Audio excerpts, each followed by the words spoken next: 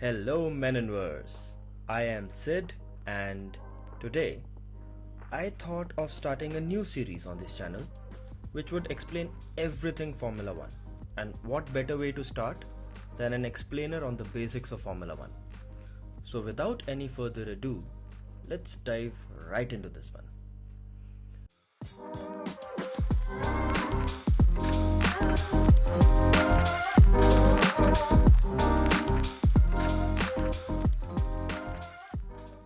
The history of Formula One. Formula One, or F1, is the fastest, most prestigious, and highest category of international racing governed by the Federation Internazionale dell'Automobile, which is FIA for short. The Formula One series originated in the 1920s and 30s with the European Championship or the Grand Prix Motor Racing. The first Formula One race was the 1946 Turin Grand Prix, but due to World War II and suspension of racing during the conflict, the Drivers' World Championship was not formalized till 1947.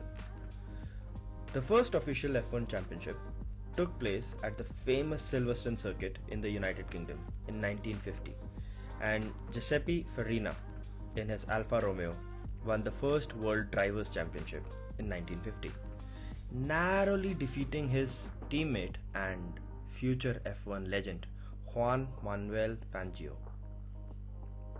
What is the formula in Formula One? Well, the formula consists of a set of rules and regulations that all participants must adhere with.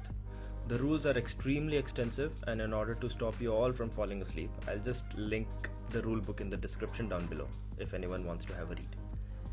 But the basic rules are that all cars should have a 1.6 litre turbocharged V6 engine, or power unit as it is called, coupled with an electrical battery which provides additional power to the car, therefore resulting in a turbo hybrid power unit.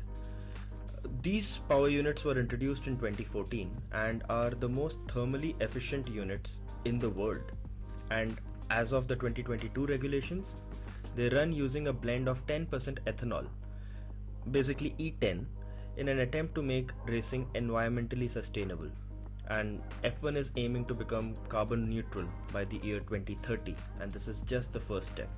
Now, many of you must be wondering that a 1.6 litre engine, that's too small, but that is the genius of Formula One.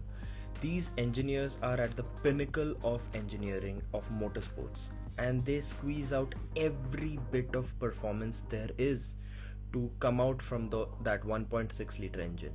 So whereas your usual road car would be producing roughly about 120 bhp from your 1.5 1.6 litre engine, these cars produce upwards of 1000 bhp, so that's a huge power advantage. Now that we know about the history of F1 and what actually the formula is, let's go to the teams and drivers. The F1 paddock consists of a total of 10 teams having 2 active drivers, so a total of 20 drivers on the track. The 10 teams and their drivers are, in order of the previous year's Constructor Championship, P10, Haas F1, Mick Schumacher and Kevin Magnussen. P9 were Alfa Romeo Sauber F1 team with Valtteri Bottas and Zhou Guanyu. Also the first Chinese driver to ever race full-time in Formula One. Then we come to Williams F1 team, having Alex Albon and Nicholas Latifi. Then we have the Aston Martin F1 team with the 4-time world champion Sebastian Vettel and Lance Stroll. The AlphaTauri F1 team having Pierre Gasly and Yuki Tsunoda. Then we have the Alpine F1 team with 2-time world champion Fernando Alonso and Esteban Ocon. The McLaren F1 team has the smiley and charming Daniel Ricciardo and Lando Norris. Then we come up to the big ones, Scuderia Ferrari with Charles Leclerc and Carlos Sainz. Then we have Red Bull F1 team with the reigning world champion Max Verstappen and Sergio Checo Perez. And finally, last but not the least, Mercedes F1 with 7-time world champion Lewis Hamilton and Mr. Saturday himself, George Russell. Now, as many of us know, motorsport is not cheap, and F1 is no exception. Well, in order to be an F1 driver, a lot of money and resources are required, and well, not everyone can afford it. Therefore, it is only fitting that there are huge prizes involved in the races as well. The higher you finish up the order, the more money you will rake in as a driver and as a team. So, leaving the money aspect aside, there is also a matter of pride, the matter of having your name included in the history books as one of F1's winners. Apart from the usual race podium trophies, the grand prize is the F1 World Championship, and there are two championships up for grabs, namely the Drivers' World Championship and the Constructors' World Championship. Most of you must have witnessed the 2021 season title showdown at Abu Dhabi, which was between Max Verstappen and Lewis Hamilton.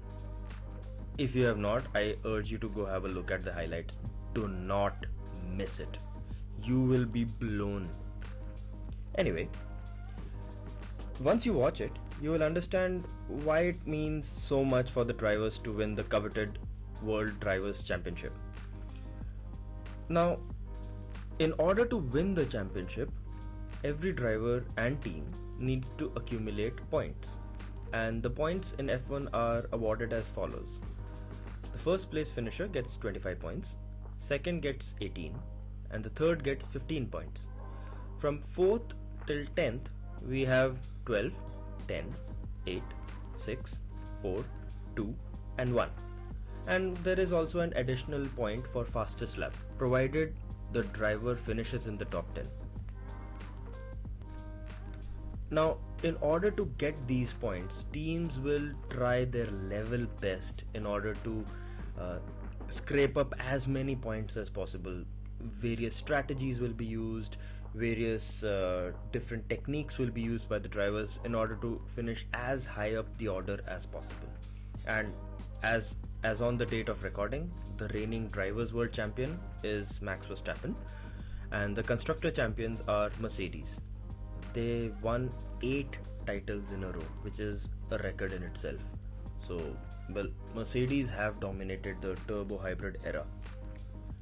Alright. Now you might ask me that, well, you have told us about the history of Formula 1 and you have told us about the teams in Formula 1. What about the race weekend? Well, the race weekend format is a very fun format because it starts on a Friday with FP1, which is free practice 1, followed by FP2 on the same day, and then we move on to Saturday for FP3.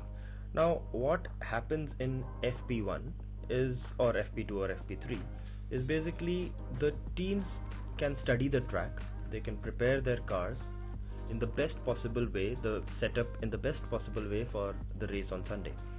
So these cars are tuned for each track in a different manner. Every track has its own characteristic, so the car cannot be the same as it was the previous week. So for that we have free practice sessions. After the free practice sessions are completed, we have 1 hour for qualifying, which is further broken down into 3 sessions held on a Saturday. Now, Q1 lasts for 20 minutes and has 20 cars on the grid. The bottom 5 are eliminated and the top 15 move on to Q2. Q2 lasts for 15 minutes, has 15 cars battling for the top spot, and the bottom 5 cars get eliminated. And Q3, we have the top 10 cars battling for pole position. Pole position is basically P1, the first car, the fastest car on the grid, so which will be on the top of the table. The idea behind qualifying is in order to set up the grid for the race on Sunday. After qualifying is done and dusted, we move on to the main event, the race on Sunday. A typical F1 race is run for a total distance of 305 kilometers, with the exception of Monaco, which has a distance of 260.5 kilometers. And depending on the length of the track, the number of laps are decided. Usually, F1 is held during the day, typically in the afternoon around 3 p.m. However, since 2008, night races have become an addition in F1, with Singapore being the first night race ever held at Marina Bay. Now, all this is exciting, all this is good to know, but where to watch the race? Well, for Indian viewers, F1 is telecast on Disney Plus Hotstar, and you can also synchronize the race calendar to your personal calendar by clicking the link provided in the description below. So that was all about getting to know about the basics of Formula 1. If you do like this type of content, please do like, subscribe and comment. And do share this video with everyone you think who might appreciate this kind of content. Thank you guys for listening.